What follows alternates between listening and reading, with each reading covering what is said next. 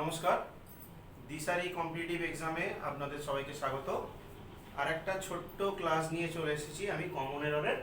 আজকে আমি দেখাবো যে এই ধরনের প্রশ্ন এলে পরীক্ষার খাতায় আমরা কিভাবে সেটাকে সলভ করব, সেটা আমি আপনাদেরকে দেখাচ্ছি। এখানে একটা প্রশ্ন তুলে রেখেছি, সেটা দেয়া আছে যে for decades there have been a debate whether schizophrenia is a psychological condition অথবা নো এরর। তো আমরা জানি যে এরকমভাবে করতে হয় যে আমাদের চারটে পার্টে সাধারণত ভেঙে দেয়, যে এইটুকুর মধ্যে ভুল আছে যদি থাকে তাহলে আমরা এ পার্টে ভুল ধরবো, যদি এইটুকুর মধ্যে ভুল থাকে তাহলে আমরা বি পার্টে ভুল ধরবো, আর যদি এতখানির মধ্যে থাকে তাহলে সি পার্টে ভুল ধরবো, আর যদি না থাকে তাহলে আমরা নো এরর বা ডি অপশানে আমরা গোল দাগ দেব।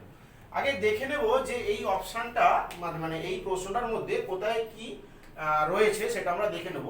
আমরা দেখছি যে ফর ডিকেডস মানে কয়েক দশক ধরে এটা বলা হচ্ছে যে একটা ডিবেট বা একটা মতাদর্শ চলে আসছে যে সিজোফ্রেনিয়া একটা সাইকোলজিক্যাল কন্ডিশন কিনা।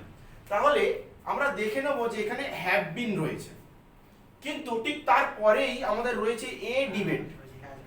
তাহলে আমরা কি করব, যেহেতু এটা একটা সিঙ্গুলার নাম্বার,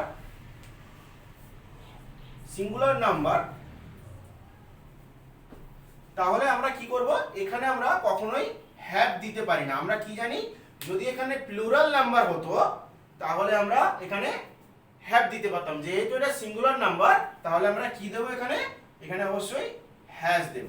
তাহলে আমাদের উত্তরটা কি হবে, actually for decades there has been a debate whether schizophrenia is a psychological condition। তাহলে আমাদের এই বি পার্টটা, আমাদের যে অপশন এ বি সি থাকবে, ডি থাকবে, তাহলে আমাদের বি পার্টটা এরকম ভাবে গোল করতে হবে। আশা করছি আমি সবাইকে বোঝাতে পেরেছি। নমস্কার, ধন্যবাদ।